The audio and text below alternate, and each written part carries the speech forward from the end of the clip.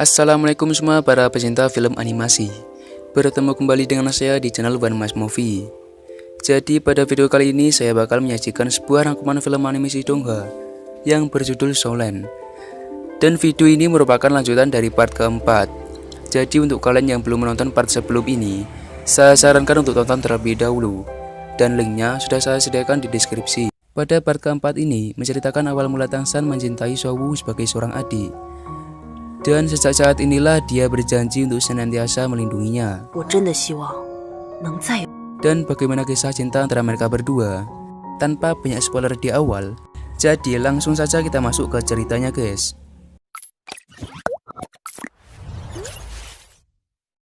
Setelah Tangshan menyelesaikan urusannya dengan bos Shou, dia langsung pergi menuju gedung roh pelindung atau disebut sebagai kuil Marital Soul untuk menemui seseorang yang bernama Master Masuno.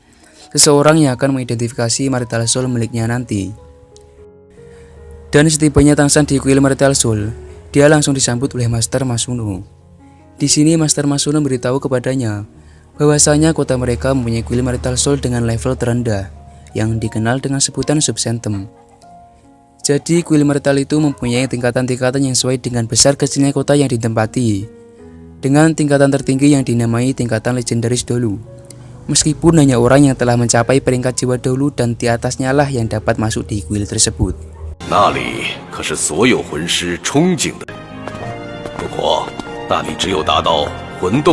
Kemudian Master Masuno melangsungkan identifikasinya terhadap roh pelindung atau Marital Soul milik Tangshan. Nampak beliau di sini sedikit dibuat heran dengan Marital Soul rumput perak biru yang dimiliki Tangshan, yang terlihat mempunyai perkembangan yang sangatlah cepat dengan kombinasi cincin jiwa ratusan tahun.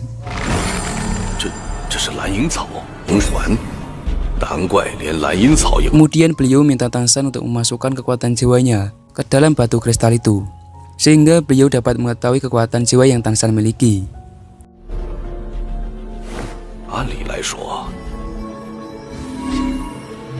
Betapa terkejutnya hati Master Masuno setelah mengetahui jika Tangshan mempunyai kekuatan jiwa yang luar biasa, yaitu dengan level 13.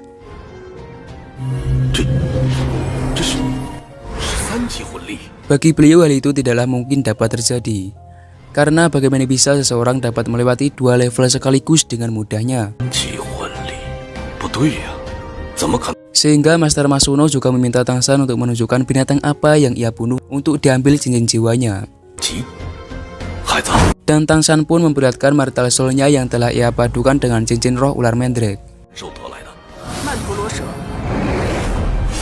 Yang tentu saja hal itu lagi-lagi membuat Master Masuno terkejut. Karena bagaimana mungkin Marital Soul bertipe tumbuhan dapat dipadukan dengan cincin jiwa bertipe binatang. Tangshan pun menyebut hal itu dengan teori peniruan yang telah ia pelajari dari Sang Guru Agung. Dan hal itu mengingatkan Master Masuno dengan seseorang Grandmaster yang menerbitkan teori kompetitif 10 inti hebat Marital Soul, yang dulu namanya telah dicabut dari Balai Roh Pelindung. Dan orang tersebut tak lain dan tak bukan merupakan Sang Guru Agung.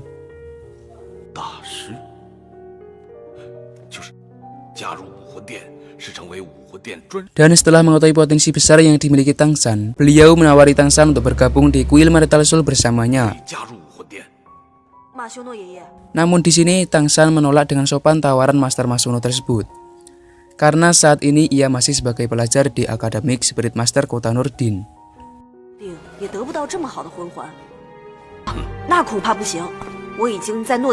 Dan singkat cerita, ketika Tangshan dalam perjalanan pulang, dia berhenti sejenak dan melihat penempa besi di pinggiran jalan. Lalu ia pun menghampiri penempa tersebut.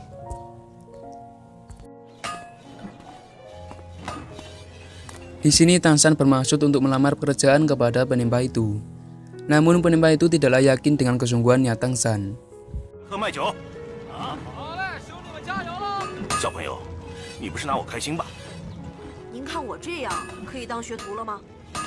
Dan sebelum dia menerimanya sebagai karyawan, dia menantang Tangshan. Apakah Tangshan sanggup mengangkat palu miliknya yang nampak besar dan yang pasti sangatlah berat? Sekaligus tak mungkin jika seorang anak umur 6 tahun dapat mengangkatnya. Dan kemudian Tang San membuktikan kemampuannya di depan penimpa tersebut. Dia mulai mengambil potongan besi itu dan membuktikan kemampuannya langsung di depan penimpa tersebut. Di saat inilah Tang San mengingat momen-momen berharga bersama ayahnya.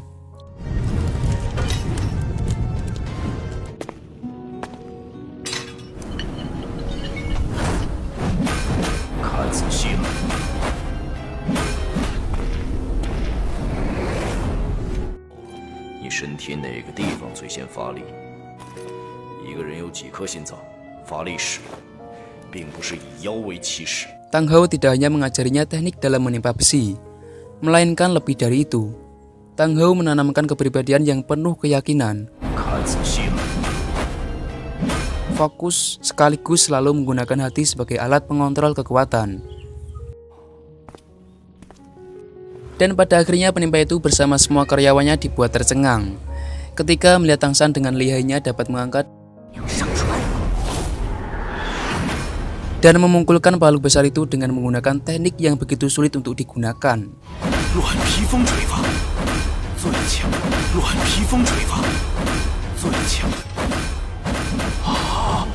Yang mana hanya seorang pandai besi terbaiklah yang bisa menggunakan teknik tersebut. Selanjutnya scene berpindah ke 1 tahun kemudian, memperlihatkan Tang San yang berjalan pulang ke kampung aslinya dengan ditemani Shou setelah mereka berdua menyelesaikan semesternya. 还有多久才到你家啊？快了，我家很穷，没什么能招待你。 Dan setibanya mereka di rumah Tang San pun langsung memanggil-manggil ayahnya. 爸爸，我回来了。 Dan seketika itu juga muncul kakek Jack dari dalam kamar Tang Hou. Beliau merasa heran, kenapa Tang San pulang sendirian? Karena sebelumnya kakek Jack bersama Tang Hou telah berencana untuk menjemput Tang San di akademi kota Noding. 杰克爷爷， Rupanya, ketika kakek Jack tiba di rumah Tang San, beliau sudah mendapati Tang Hou tak berada di dalam kamarnya, sehingga beliau menganggap Tang Hou telah pergi sendirian menjemput Tang San. Lalu kakek Jack memberikan sepucuk surat perpisahan dari Tang Hou kepada Tang San. Dan surat itu berisi, 小三，当你看到这封信的时候，你自己选择，自己展翼才能更早的高飞。一些本该属于我的东西，你自己选择，会成为妈妈的骄傲。如果继承了许多妈妈的细腻，有一天你觉得魂师这个职业不好，就回到圣魂村。5年。 yang pada intinya, Tang Hou menginginkan Tang San untuk tumbuh menjadi seorang laki sejati yang mandiri dan mempunyai masa depan yang cerah.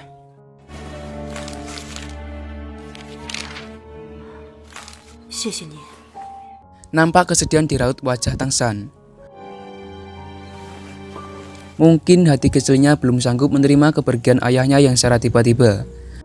Namun Tang San bukanlah anak kecil biasa. Dia sangat tegar sekaligus tak membiarkan itu semua menjadi beban di dalam pikirannya. Dan selanjutnya Shin memperlihatkan sang guru agung yang berada di dalam ruangannya. Dan secara tiba-tiba datang seseorang misterius menemui sang guru agung.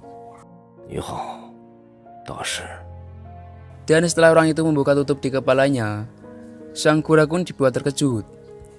Seakan tidak percaya dengan apa yang dia lihat, karena orang tersebut merupakan Tang Hou. Tang Hou merupakan orang yang dulu ia kenal sebagai orang yang mempunyai gelar tertinggi pada masanya. Kini datang dengan tampilan yang tak sedikit pun ia kenali.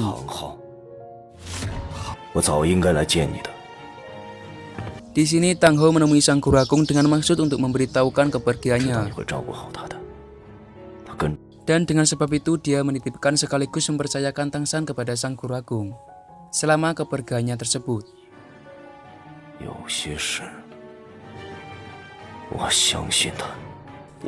Dan sebelum Tang Hou keluar dari ruangan sang guru agung, tak disangka dia memberikan sebuah benda yang menjadi tanda jika Tang Hou dulunya merupakan salah satu anggota dari kuil pelindung roh, yang sama persis dengan milik sang guru agung.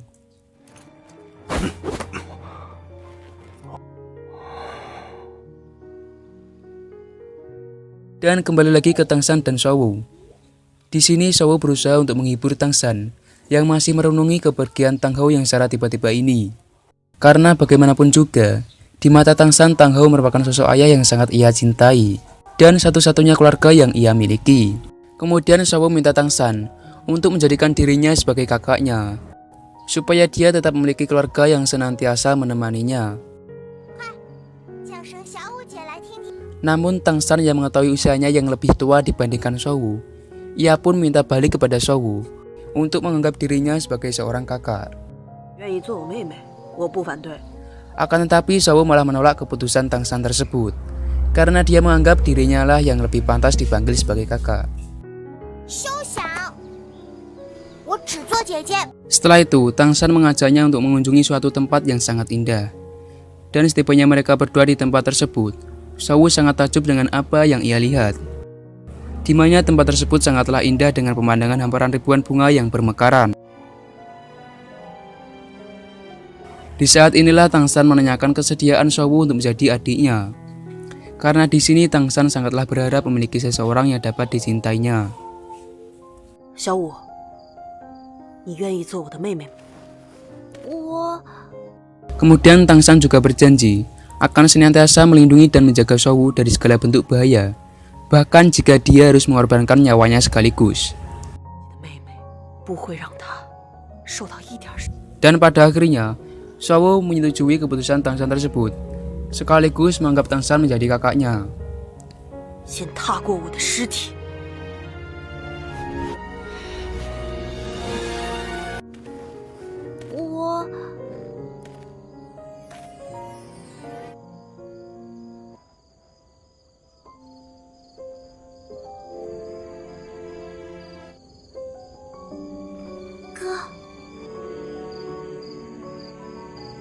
Selanjutnya Tang Shan menunjukkan sesuatu kepada Shou, yang ternyata itu merupakan sebuah senjata panah tersembunyi yang sangat mematikan dengan akurasi yang sangat tinggi.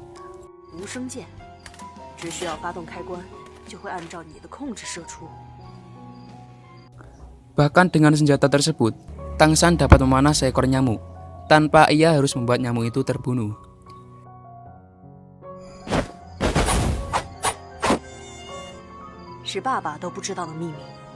Jadi senjata tersebut merupakan sebuah senjata rahasia yang ia miliki dari Tang Men, yang masih melekat di dalam tubuhnya saat ia terlahir kembali dan berada di dunia yang berbeda itu.